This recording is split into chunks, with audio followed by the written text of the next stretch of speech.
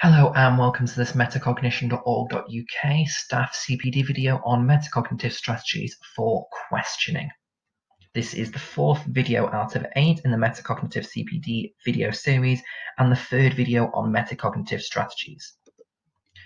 Before you go any further, if you haven't watched the Introduction to Metacognitive Theory CPD, you need to go and watch that first.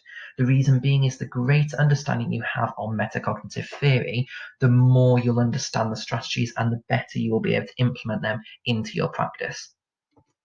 So the aims of this CPD, firstly, to understand the importance of questioning and support students in developing that. And secondly, to develop your range of strategies that you have available to include metacognitive questioning in your teaching. So firstly, we need to reflect on why questioning is important. It's probably the biggest tool that we have available to us. It's something that we use all the time. We ask hundreds and thousands of questions each and every single day. It's something that is central to our practice. It's an insight into what students understand and what they are thinking. However, questioning can often be quite limited. We can ask closed questions and not really get much of an understanding, or sometimes we'll ask more open questions and delve a little bit further, but again, we're still just testing students' understanding. We also need to help develop students' metacognition, so we need to be asking metacognitive questions. We need to understand and we need to draw out what they are actually thinking. Not just their cognitive aspects, but their thinking about their cognition, their metacognitive aspects. Because, as we've mentioned, most students are in that tacit stage of metacognition. They might be using some thinking strategies, but they're not aware of them. So we need to question them so that we can assess them and support them to progress further. So the reason we're asking these questions is to develop our assessment of students' thinking, to support their metacognitive thinking, and to make it explicit back to them. We can explain and be explicit about the metacognitive thinking that they are going through. So in this video, I'm going to provide you with 5 main strategies that you can incorporate into your practice. As ever, no one size fits all. You will need to adapt the questions for your specific classes and subjects. Take these 5 strategies, use them all, use 1, use 2, and adapt them for the different class you have. Some strategies might work for some classes, some for others. You're the subject specialist, you know your students, utilize them as you see fit. And again, this is not an exclusive list. This is 5 strategies. There will be more out there, but these are the main 5 that I believe in. And just a point of note that students will struggle with these questions typically to start off with. They're higher order thinking, so we're going to need to put in some level of scaffold. My suggestion would be some sort of sentence starter to help students answer these questions, such as, this is the best strategy because, I chose this strategy because, just to give students some level of structure in approaching and answering these questions. Now, you might want to produce sentence starters depending on your topic or subject or specific group, but we are looking to produce some sentence starters that we will upload for free onto our website in the coming weeks. So do check back for our sentence starters when we finally got around to getting them done to see if these can support you and your teaching. Right then, so strategy 1, comprehension, connections, strategies, and evaluation. Now, these are 4 different sections of task understanding and completion that we need students to be going through. These 4 different stages have been shown by research to be crucial to supporting in the problem solving aspect. They cover all of the different types of metacognitive thinking. So comprehension covers what the task is requiring, what you're being asked to do, what information you need to include, or what information you're given. Connection is really important here to develop the schemata. So we've mentioned that good problem solvers can see the links between topics and subjects. And this type of question, a connection question, really helps to develop that, as the students can draw in their knowledge together to build a wider schemata. We ask connection questions such as, have we done similar tasks before? If we have, what strategies did we use? What information were we given? What information were we needed? So on and so forth. Strategy questions are obviously straightforward. What strategies do we have? What are the benefits of each strategy? What are the drawbacks? Which is suitable? Which might not be suitable? Etc. And then evaluation. Was the strategy successful? Why not? What other strategy could you have used? Why? Etc. So it's a slightly different process from the one that we're used to, but they're questions that are shown to support problem solving in students. So if we ask students questions in the comprehension, connections, strategies, and evaluation template, then we are going to hugely support students in their problem solving abilities. Much like the processes, though, we need students to become familiar with these words. Be explicit with these words. So we need students to come back in a year's time and be able to explain what comprehension, connections, strategies, and evaluation means.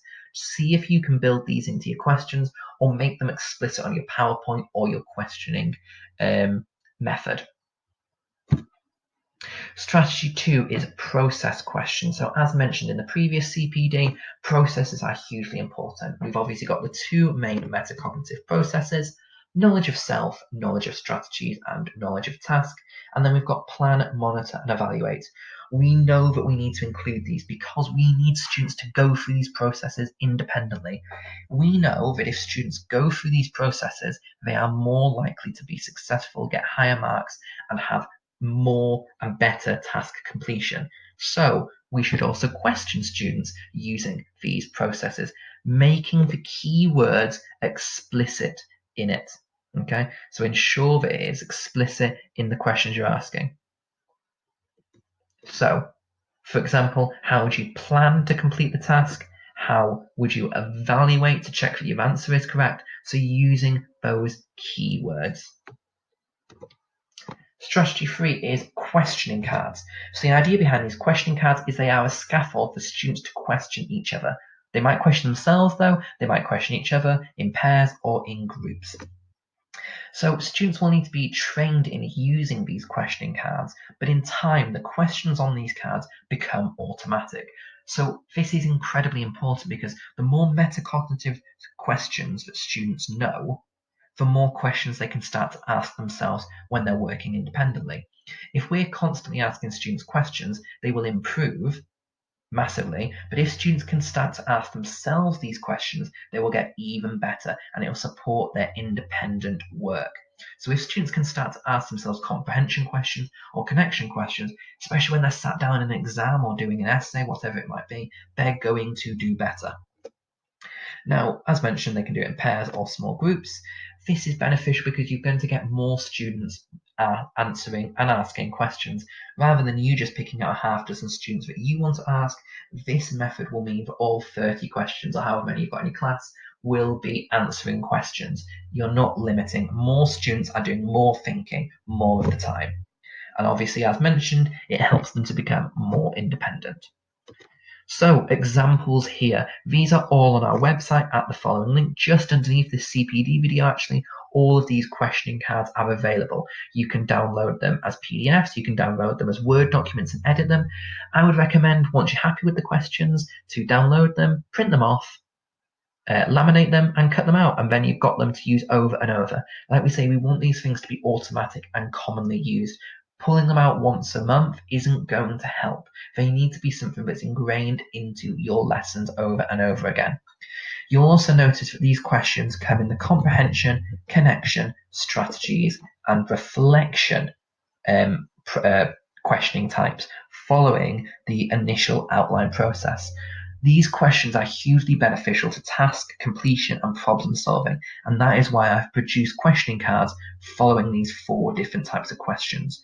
You could also produce questioning cards for the 2 different types of metacognitive process we've got: knowledge of self, knowledge of task, knowledge of strategies, and plan, monitor, evaluate.